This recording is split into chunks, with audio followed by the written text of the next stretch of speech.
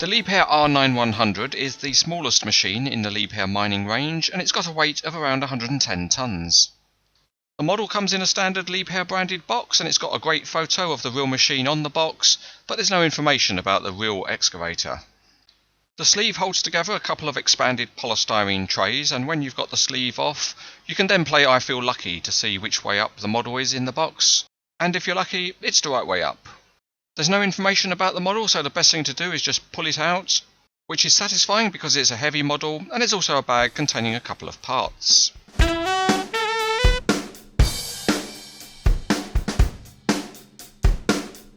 There's only a small amount of assembly to do, and that includes a small plastic mirror which just clips onto the handrails outside the cab.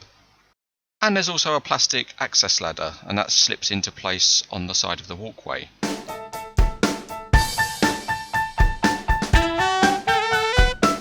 Diving down for a look underneath, the details are very plain, but the metal tracks are good and there are bolt head details in the track pads. The track frames look faithful to those on the real machine, and as usual on a model like this, there are no working rollers.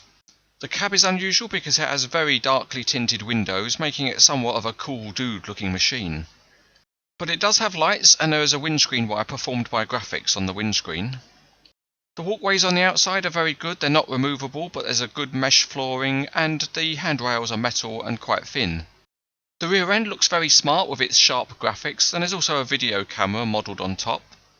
The grills on the sides of the body are very nicely formed within the casting. At the front, the main boom rams have hydraulic hoses, and there are pipes on the sides of the cylinder jackets.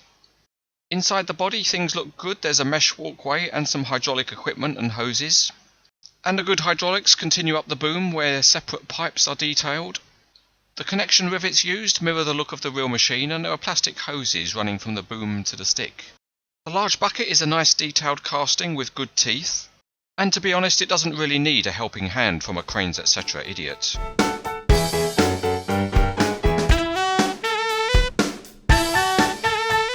Moving out onto the test track, the crawler tracks won't roll on a smooth surface, but they are free rolling and they are spring loaded too. They come into their own though on a rougher surface, and if you try them out there, then they're very good and they roll very well. But if you've got a stupid driver like we have, it's easy to throw a track.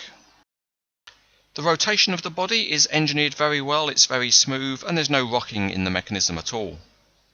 The cylinders have just the right amount of stiffness so they can hold any pose that you want to set, and the range of movement is good too. You can raise the boom up high enough, and normally a machine like this would often work on the top of a bank, and for that the digging range of the bucket below the level of the machine is also very good. But one thing you can't really do with the model is display it in any kind of transport configuration. The other working feature on the model is the access ladder, which can be raised and lowered, although it seems to be a different design to the ladders shown on many of the photos of the real machine.